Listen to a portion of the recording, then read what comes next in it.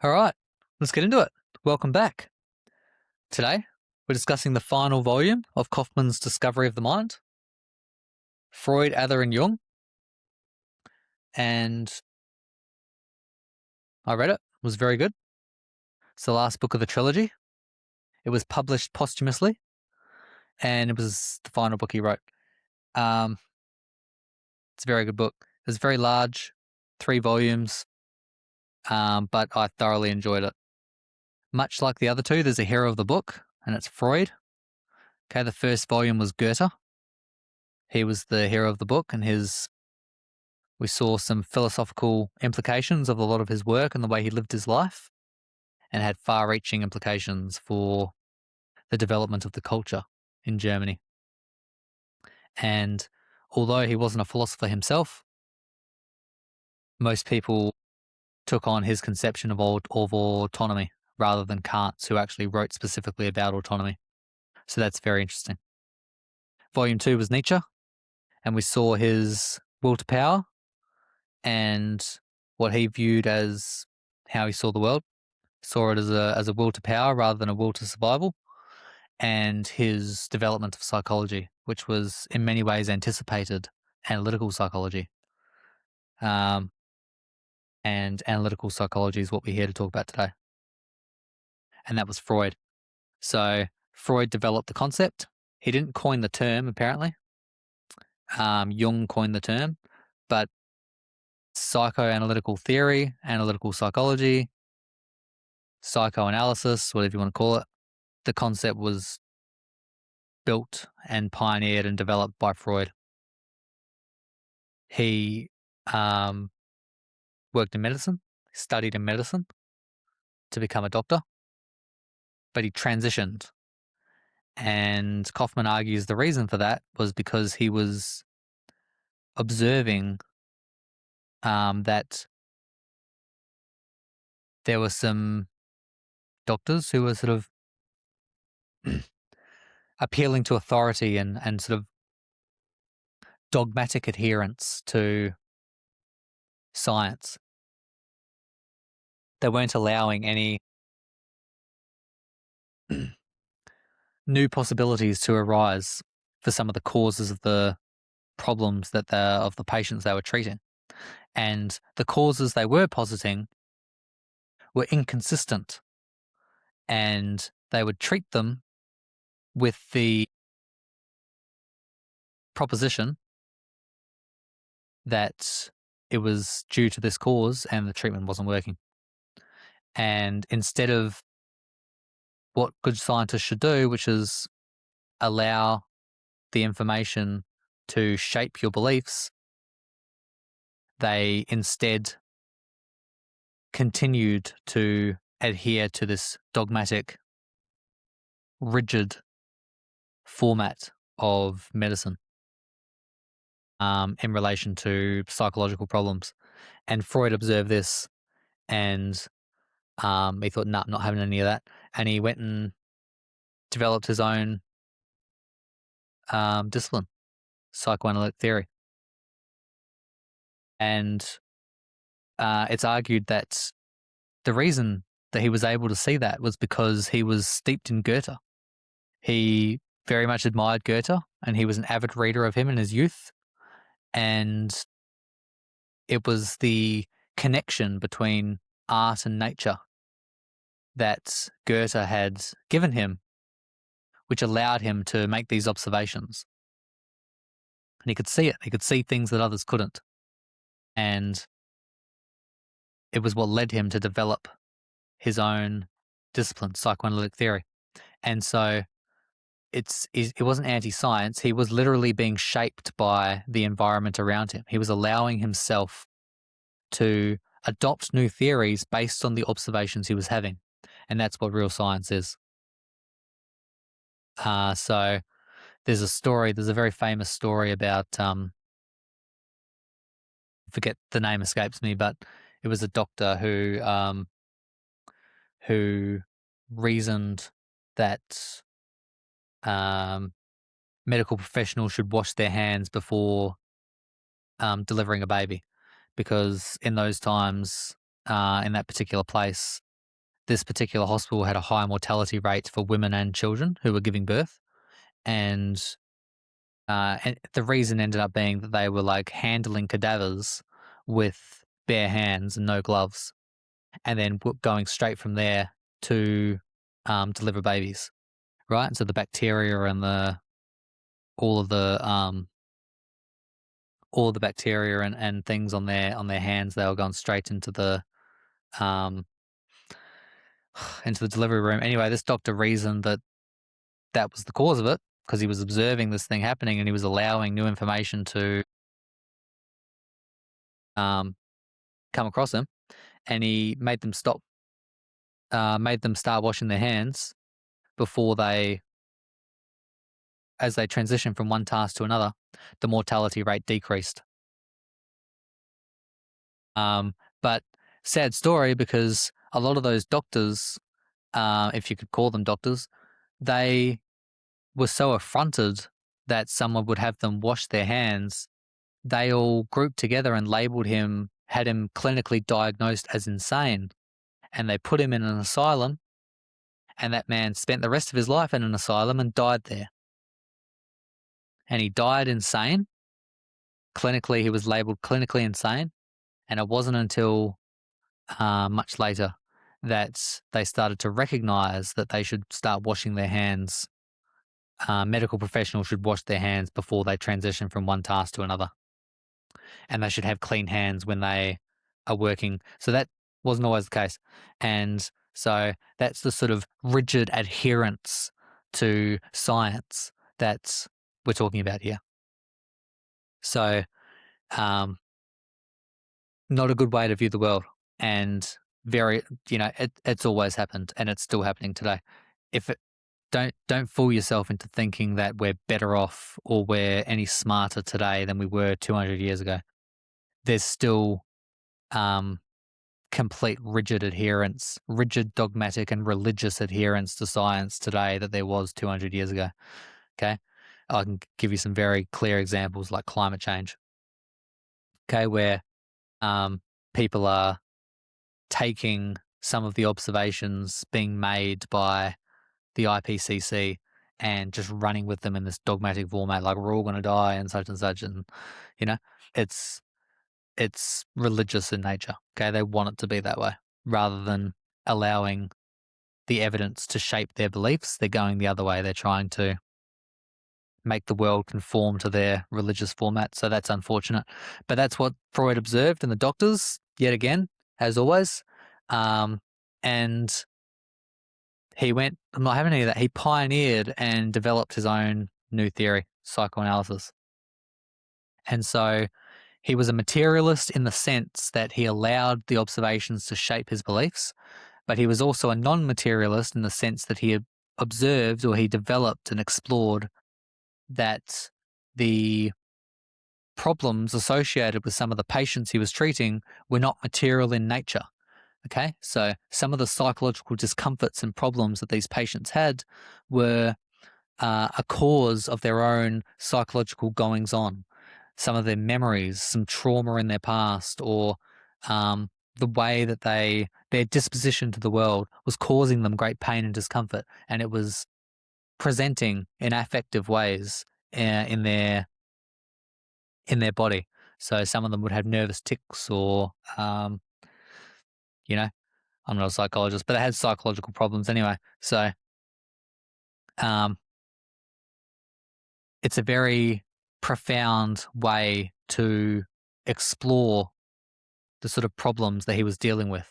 And that's the reason that we all know his name today, because that method that he developed of treating people is still the method we use today. And a lot of the theories, some of them have been dismissed, some of them have been misconstrued, but a lot of them still hold up. And so regardless of what you think of him or what you've heard of him, he's impacted the field, and he developed the theory, he literally created it. And we still use a lot of his methods today. So his one-on-one treatment, psychoanalytic treatment, we still use that today. So there you go. He was a pioneer.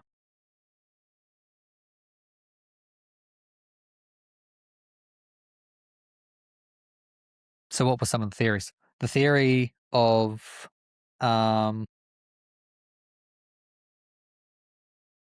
child development, the Oedipus complex. Now, a lot of people believe that that is sexual in nature, and fair enough assumption to make, because in the story, Oedipus' story, I think the dude actually has sex with his mother or something.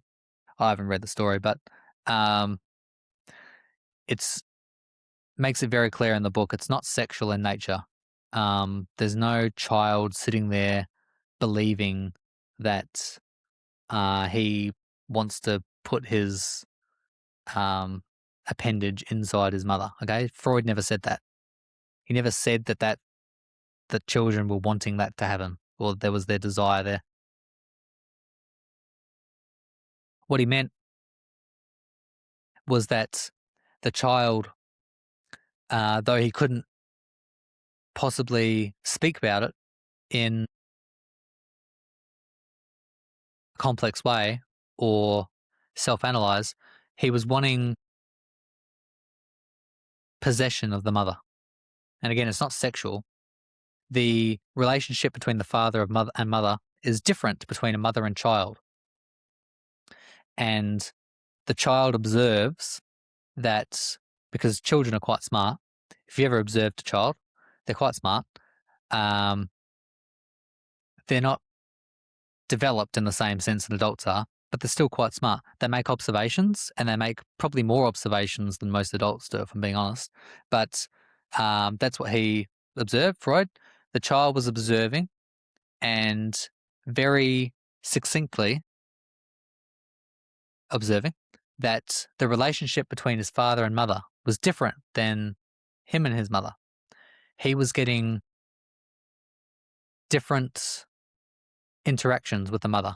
And again, it's not sexual. The mother was speaking to him in a way that she didn't speak to the father. She spoke to the father in a way she didn't speak to in the child. And so the child was going, well, I want the same relationship that dad has, which is, it's fair enough. Like, you, as a child, you're like, well, there's no reason I should. You don't understand that, there's a reason for that that's occurring, and that it's, the relationship's just different. You don't understand that as a child. You just make some observation. Mum's acting different to dad than she is to me. I want that. And so it's a form of possession in the same sense of like wanting to replace the father in wanting to have the same relationship with the mother. And that was what the Oedipus complex really was, not sexual. So that was very interesting to read about, because of all the time, and I think a lot of people often dismiss Freud very early because of that. That's the main one, I think, that they generally dismiss him on, is the Oedipus complex. And he never said anything in regards to the child wanting to have sex with his it doesn't, he never said that. Okay. So that was interesting to read about. And that, I think, I believe, helped him to develop the concepts of the ego and the libido and the id. He needed a term to describe.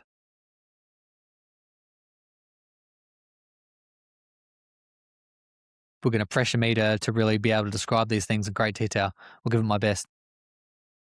He needed terms to define what he was observing, and it was the position of the person that was directed towards some desire.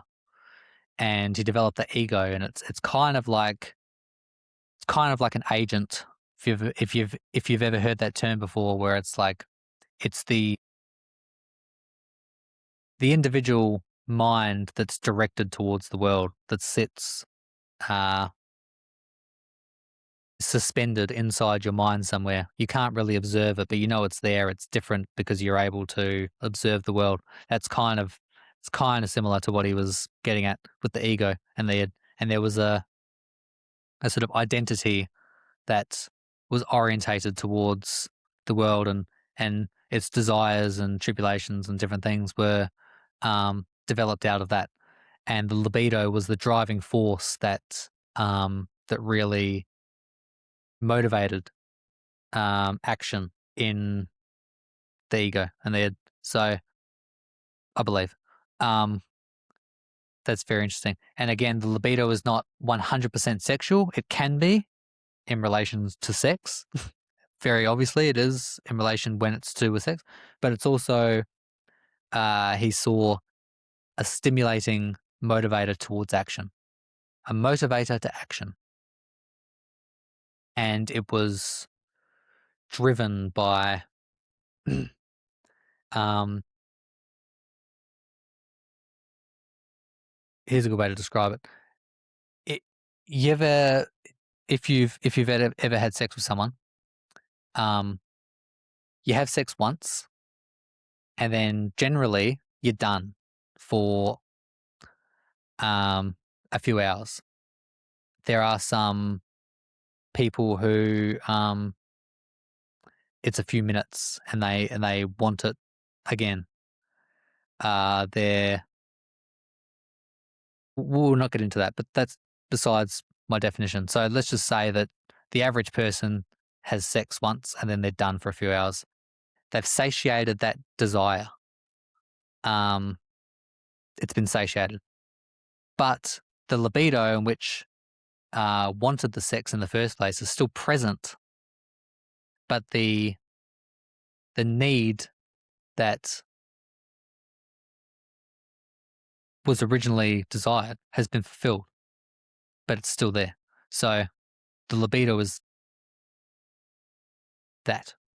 I don't know if I'm describing that very well, but essentially, um, that's what the libido is. It's a motivator to one of them is sex. Another one is food, survival, power, for nature. But for Freud, it was sex in nature. He saw a lot of it through sex. So that's very interesting. Um, his interpretation of dreams was his masterpiece, probably. And again, the sort of pioneering that we're seeing in Freud, uh, incredible. That you could have events occurring in your life that could impact your subconscious, and that your subconscious could impact your present state in such a way as to give you discomfort or pain or conversely great joy and all sorts of different emotions. And as a result of your own self-conscious, the goings on that you're not aware of. And so his interpretation of dreams was probably the most profound contribution to the field of psychology. And we still use that today. Okay, so he really developed a lot of these concepts, and he was quite humble about it. He didn't enjoy fame that he got. He was more interested in just developing his discipline. He wrote a lot. He wrote crazy amount and published a lot. He developed his own journal because he knew, and was rightly so, that a lot of people did not want. He faced a lot of criticism, as all great men do, when pioneering new concepts. The real That's the real resistance to change we're talking about, when new things arise and say, no, we're going to have something different here, and people respond to that, and no, a lot of people don't like change. And so he knew that he was not going to be received well, and so he just developed his own journal. He developed his own society of psychoanalysis, which he wanted to give to the world, his observations. He didn't know if they were all precisely correct. He didn't assert them in a way that was authoritative, but he did challenge people to, if they had a criticism of it, to really flesh out what the criticism was, and not a lot of people can do that. And he challenged people to develop new theories. He challenged people who developed new theories, whether they had really done due diligence on the causes and effects and the veridicality of those theories, the truthfulness.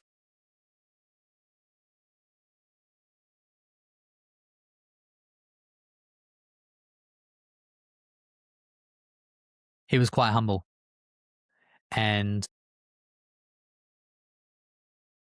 he was inquisitive and curious, according to Kaufman. And it's very interesting. So his gift to the world, psychoanalysis, and we still use it today. So what's interesting is that apparently today there's a concept called the replication problem in psychology, where a lot of the most popular papers of the last 20 to 30 years have not been able to be replicated. So that's very telling that he's been around 100 years. We're still using his method. A lot of his observations were sound in theory, in principle, but I think the problems arise when he began to universalize it. What that means is apply it across all instances. So the way that he viewed sex and libido and the problems of childhood, he tried to, or it was attempted to, apply that across all instances. So every person who had a psychological problem was either had one of those. It was a cause of one of those theories that Freud developed. And I don't think you can do that. Personally, that's my belief. I don't think there's a universal for anything. And that's where a lot of the problems arose. So he taught a lot of young people, Adler being one of them. And Adler attempted to break away from Freud and develop his own theory. And again, tried to universalize it. Instead of sex, it was about inferiority. And people were had psychological problems because they thought they were inferior to other people. And if it was children, if it was a problem relating to childhood, it was because they felt inferior. But Kaufman argues very briefly that, of course, a child's going to feel inferior to an adult because they are in most ways, except for their imagination and their innocence. They're inferior in every other way. In strength, in size, in intellect, in reason, and in, they are. So it's kind of a silly theory to make. He points out, he kind of dismisses it a little bit. He's like, well, of course they are. So what's your point? Is that really if it is inferiority, why are there not more people running around with neurosis? Because every child's inferior, of course. So why are there not adults running around, fixated on a bit of string because they're unhappy about the world, doesn't make any sense. So, but he developed that theory with the specific intent to break away from Freud. He was desperate to get some recognition in the field because there was a very large shadow cast from Freud across the entire field because he literally built the discipline, and a lot of his observations were so profound and so insightful.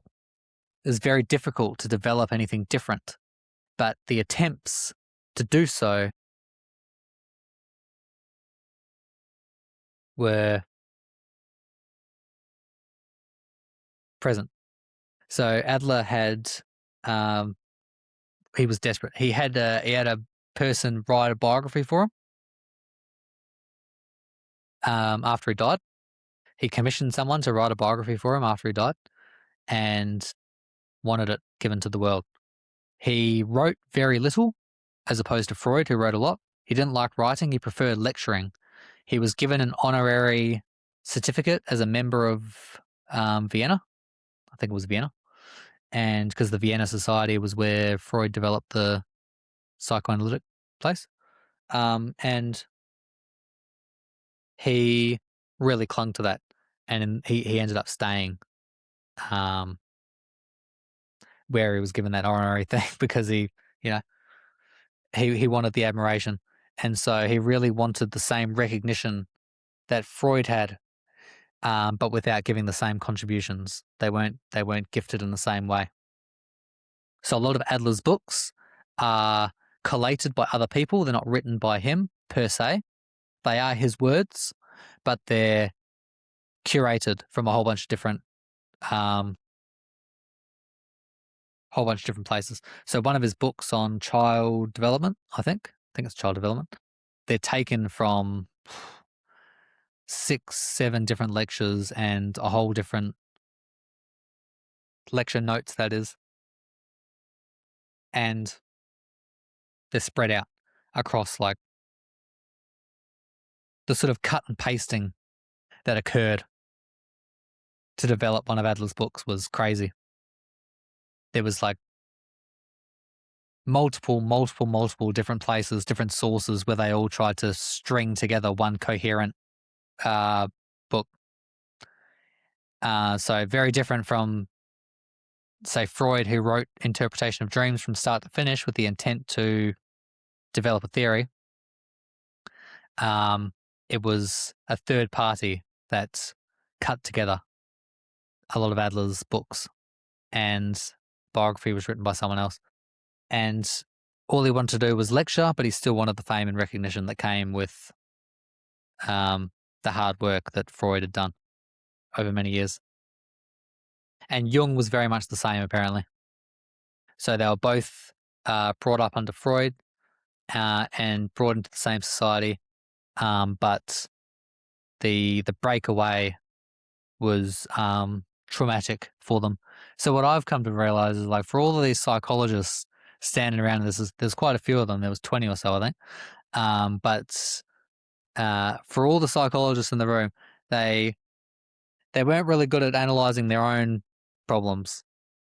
They weren't very self-aware, and there's a lot of bickering and drama going on in the society of talking heads, politics type styles of people wanting recognition and wanting such and such and living in Freud's shadow and then trying to break away. And there's a famous line in that movie, those Hannibal movies, where she goes, "Are you powerful enough to point that high power perception at yourself?" Or something. I can't remember the line precisely, but that rings true to the psychologists in this society, let me tell you, because they were bickering like schoolgirls, the whole lot of them.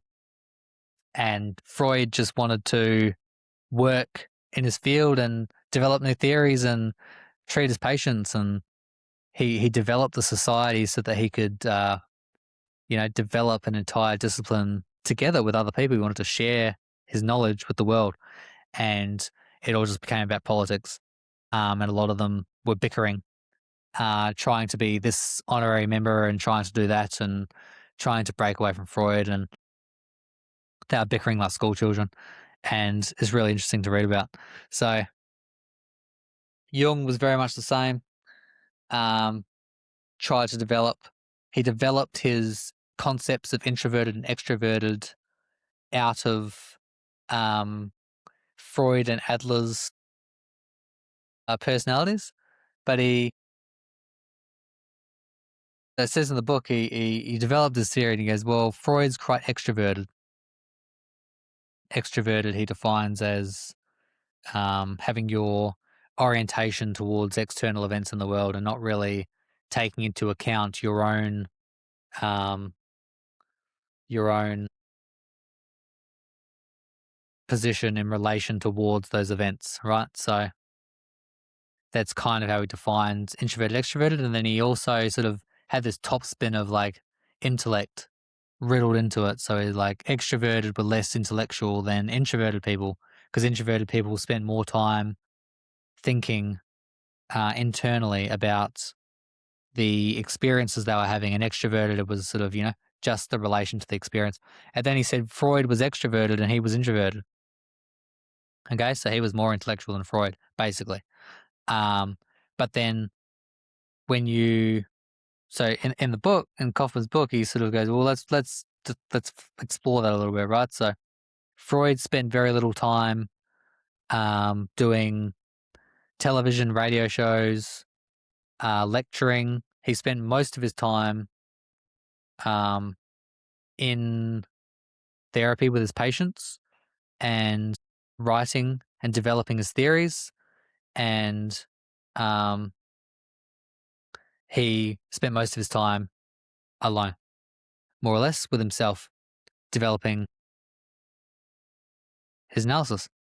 Doesn't sound very extroverted. Whereas Jung was all over the radio and television shows. He was quoted as saying on a television show, like, oh, I believe I'm more introverted. But yet he was out there in the world doing all these things, interacting with the world, and spent far less time on his own. He was much more interested in wanting to get his theories out and speaking about his own accomplishments. That was interesting to read about. So he labeled himself introverted and Freud extroverted, but the definitions he used applied in the opposite way. And he was scathing in his break from Freud. So he wrote these letters back and forth, these Freud Jung letters, which we have copies of, and a lot of them it's just Jung scathing towards Freud. Like, I'm no longer associated with you. I cut off all sort of thing, and yet they were still corresponding or whatever. And Freud's kind of like, oh look, do what you want, kind of thing. I'm still your friend, but uh, if that's the way it is, then that's the way, And then he comes back going, not getting the reaction he wanted, and then even more scathing the letter again. So that was interesting to read. So Kaufman's very much in admiration of Freud for the work that Freud did and for the concepts and the discipline that he built from the ground up, from scratch, and wasn't too happy with Adler and Jung. Their theories were developed more in response to Freud and an attempt to escape his shadow rather than the same diligent observations that Freud had made with regards to the patients he was treating. So I know introverted, extroverted is part of the big five personality and emotions and stuff that are given in DSM-5 now. So those things are quite celebrated by modern academics. But I wonder about that. And I just wonder about how much we've dismissed for political reasons rather than whether it's actually the case that it's the way they define it. So that'd be interesting to read about.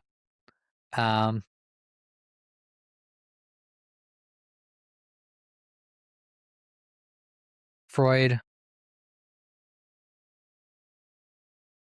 really was self-aware and humble. It's how Kaufman paints him in the book. He wasn't tyrannical, authoritative in the same way that some of these other thinkers were that were operating at the same time. And he wasn't as scathing and he was just simple, wanted to write his own theories and develop his own psychology. So that was interesting to read about. It's not the way he's been described elsewhere that I've heard about him. He's always been dismissed to me. He's like, don't bother with him. He's a quack. He's a blackguard, whatever you want to call him. He's this and that. And his theories are rubbish. And that's mainly what I've heard. And he's like, it's all to do with sex and gross things and la la la. And that's not how it seems to be. So that's interesting. So more could be read, I guess, on Freud. So if you haven't picked him up, give him a go, read him with an open mind, as I will in the future, very likely. And it's interesting because he wasn't really he wasn't an atheist, but he was anti-dogma. And that's important because you can be dogmatic in religion and you can be dogmatic in science. And he was really central in that view of really trying to understand things without idolizing them and adhering to things in this really rigid clinical fashion, which is quite refreshing to see because there's a lot of dogma in the world and there's a lot of rigid adherence to principles and the sort of crazy politics that's going on in the world at the moment where there's this, dogmatic adherence to these sort of principles. It's really refreshing to read about. And it's interesting because Adler changed from Jewish to Protestantism. I can't say the word Protestantism, which is a vein of Christianity. But he wasn't a Christian, nor did he really believe in Christ. But he transitioned because he thought it was the direct opposite of Freud, who he said was anti-religious. He wasn't anti-religious; he was anti-dogma, and he Kaufman's uncharitable in the book. He says something like Freud and Nietzsche were in criticism of Christianity and their dogmatic notions of sex, and that's just not the case. That's not how they were. Some of them were, but they were anti. They weren't anti-sex. They were anti perversion of sex, and Freud understood that, and he was very central in his view. He was insightful, and he really allowed the patients to shape his observations and shape how he viewed the world. And he thought it was he saw the world through sex. Nietzsche saw it through power. So I think they were both right, but it's very hard to find universals. It's very hard to say the world is only understood through this lens. It's never I've never found that to be the case. Perhaps those things can apply to certain individuals in certain times and certain places, but that's not the only way. There's no one way to view the world. It's far more complex than that and far more interesting, and that's very good. So there you have it. Volume 3, Freud, Adler and Jung. Freud was the hero. Adler and Jung spent most of the book talking about their breaks from Freud, and a lot of their theories were built in response to him in an attempt to carve out their own fame and theories. Some of them hold up, some of them don't. No one really uses Adler's theory, but everyone uses Jung's and or his introvert, extrovert anyway. Maybe less his mythology because he went a bit into the mythological and the collective unconscious and all of that, which was interesting. So that's it. Discovery of the Mind, 1, 2, and 3, done. What are we going to read next week? Got my stack of books here holding up my microphone. Perhaps this one. Let's have a look. Schopenhauer, I think, maybe. I think I want to read this one. I don't know. I'm going to start this afternoon, so whatever it is, we'll let you know next week. And it'll all be very interesting. Another week, another book. I'm trying to read a book a week. Don't know if it'll continue. Going to try, though. It's going pretty well so far. Been able to do it, which I've been pretty impressed about. And I'm more or less understanding most of it.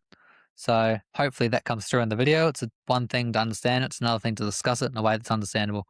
So there you have it. Schopenhauer next week. That's it. That's it. It's the end of the podcast. You're done. I'm done. How good. We're both done. See you next time.